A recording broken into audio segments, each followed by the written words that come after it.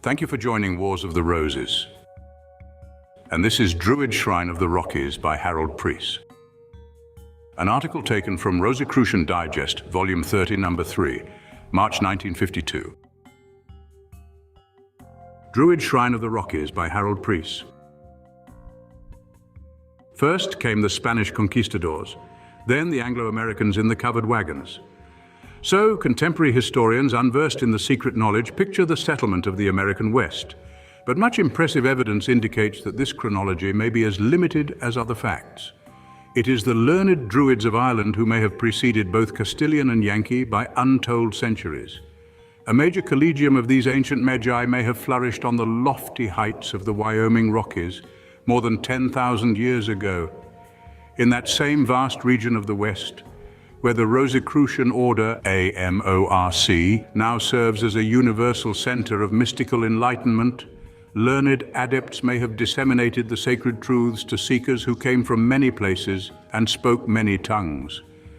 A possible proof may be the imposing ruin of what appears to be a major Druid shrine known as the Medicine Wheel, which a scientist from Chicago's Field Museum originally explored in 1902. While much investigation remains to be done, it is significant that various writers have compared this shrine to Druid temples, such as have been discovered throughout Europe. The authoritative Western historian Maxwell Struthers Burt describes the wheel as a relic of peoples older than any we know.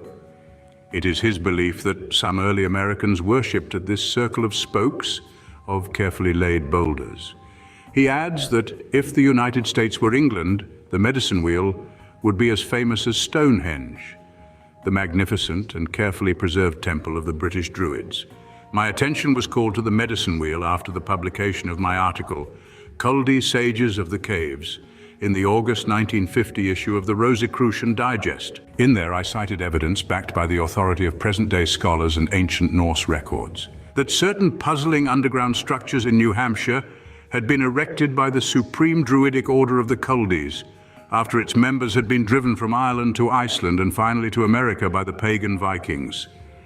It was my expressed opinion that the New Hampshire ruins probably dated back to 5 centuries before Columbus. But the Medicine Wheel forces me to revise my computations. Its antiquity indicates that the Culdees may have come to a continent where, asserts Conor McDarry, an Irish-American authority on Druidism, their brethren had taught and labored for countless millennia. A message in stone. Perhaps the remote location of the wheel, in a little-known and sparsely settled area, may account for the public's ignorance of something that may yet prove to be a major clue in the whole disputed riddle of American origins. The Medicine Wheel lies at an altitude of almost 10,000 feet on the crest of Medicine Mountain, some distance off Highway 14, which leads from Sheridan, Wyoming to the town of Lovell. The wheel is circular in form with a diameter of 70 feet and a circumference of 245 feet. Entry into the imposing ruin is made through a 7-foot opening. 28 rock spokes branch out in all directions from the hub, a structure about 3 feet high and perhaps representing the sun. 6 stone seats that probably served the officiating priests as they lectured to worshippers are placed at regular intervals around the rim of the wheel. One chair on the east side faces the sun. The others are oriented toward the wheel's center. Near the wheel are many smaller structures which may have sheltered pilgrims who came to worship at the great temple. Well-beaten trails leading from the foot of the mountain to its summit indicate that the wheel counted its visitors by thousands. Not far from the shrine lie 2 other stone monuments shaped like giant horseshoes with their open ends facing down the slopes. It was an occultist and student of Druidism, Thomas W. Cultra, who first interpreted the wheel's complex symbolism and estimated its age. After noting that this ancient structure has many scientific factors similar to modern science, Mr. Cultra observed that it was made of pieces of stone arranged into angles and adjacent angles, arcs, crescents, circles, and lines. Furthermore, these geometrical figures were configurated into an ancient time wheel calendar, similar to other such calendars found in all of the early civilizations influenced by masterminds, from the Chaldeans, through whom the Culdees probably derived their name, to the Aztecs in our own hemisphere. Semi-concealed in the configuration, Mr. Cultra observed, are 10 figures, each and every one of which is similar to the Arabic numbers, 1, 2, 3, 4, 5, 6, 7, 8, 9, 0. This wheel was oriented towards the equinoctial east when it was built. Mr. Cultra was the first writer to deduce that the 28 spokes represented the lunar months of 28 days. He believed that the wheel expressed 7 astronomical symbols drawn or imaged from the planets of our solar system, from which the old Celtic Druids, italics mine, HP, were named, and from which the English names of the days of the week are derived. By looking at the 7 symbols from the 4 cardinal points of the compass, using the original orientation as east, Mr. Cultra wrote, one can see at least 4 shapes for each symbol, and each expresses a thought symbolized. It is this author's belief, based on deductions from research, that these 4 thoughts symbolized may be Druidic conceptions of the 4 attributes of God: complete love, complete life, complete knowledge, and complete power. That these teachings should have flourished in America eons ago confirms certain ancient records in the keeping of the mystic Grand Masters of the East.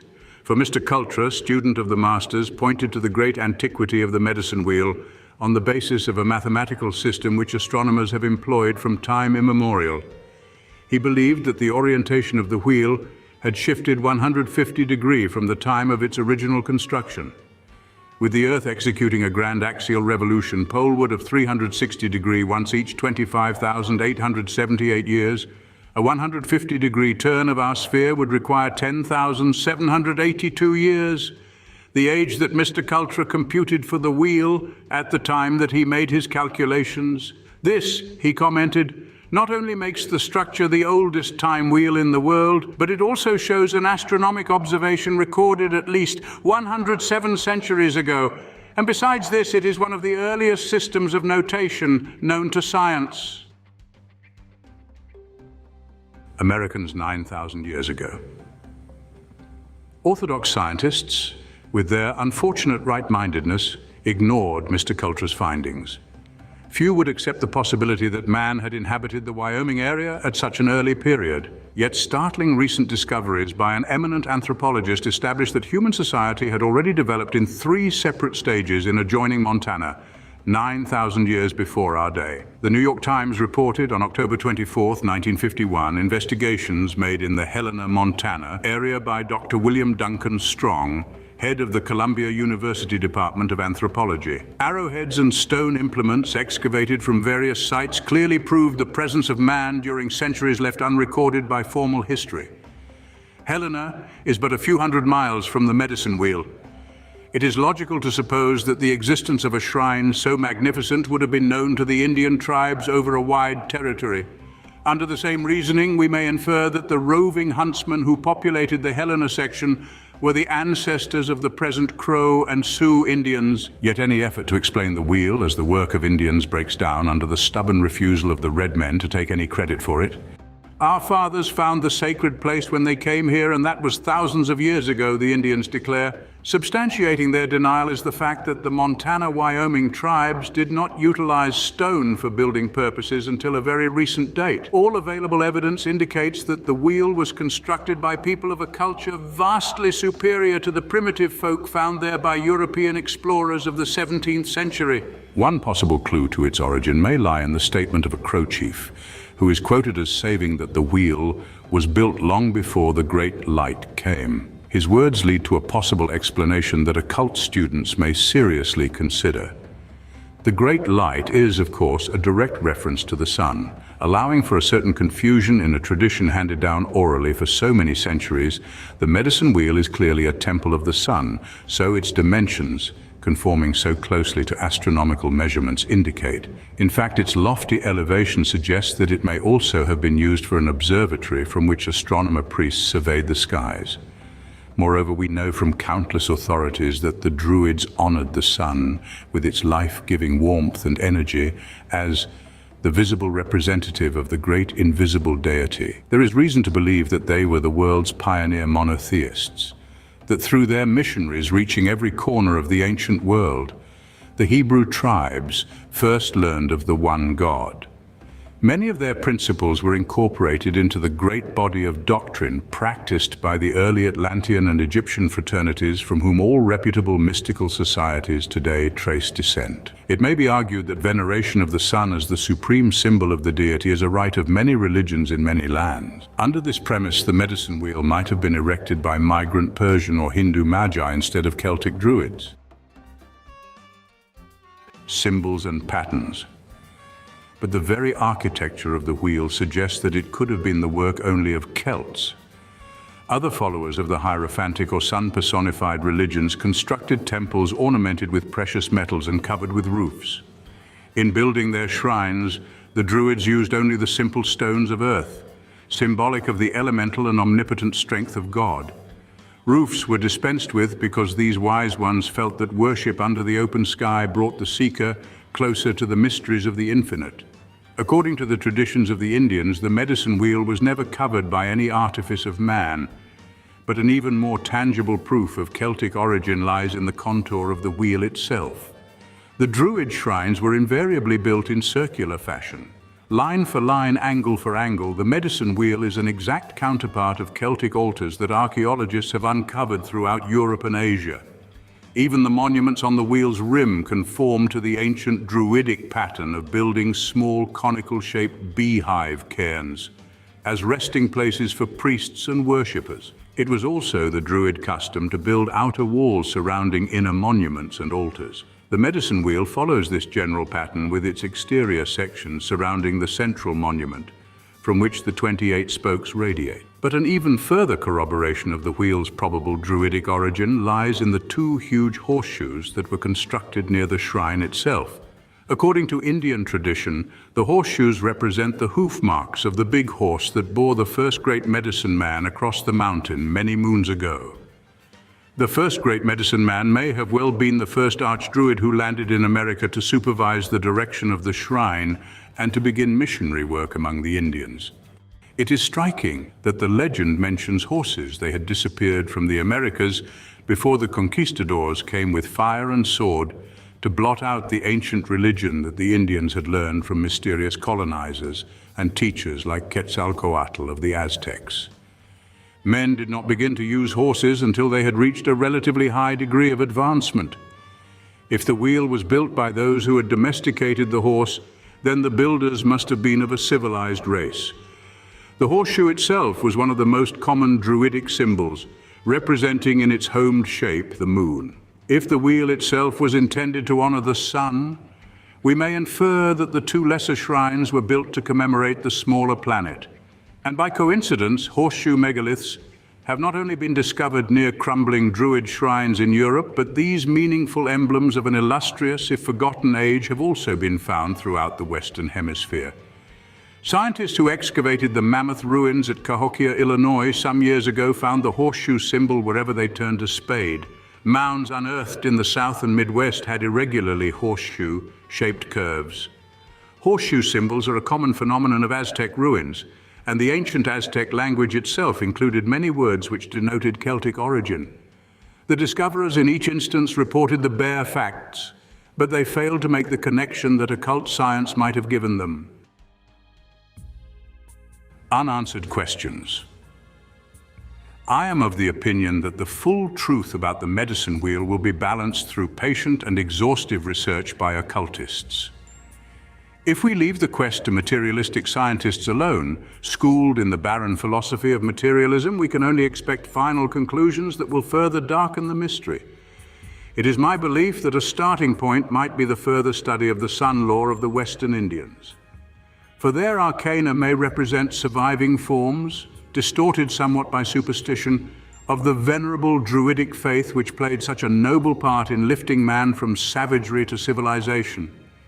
The parallels between these two systems of mystical religion are so close that they can imply only a common source. Among no group of American Aborigines is the sun held in greater regard than among the Sioux and Shoshone tribes, who live the nearest geographically to the medicine wheel.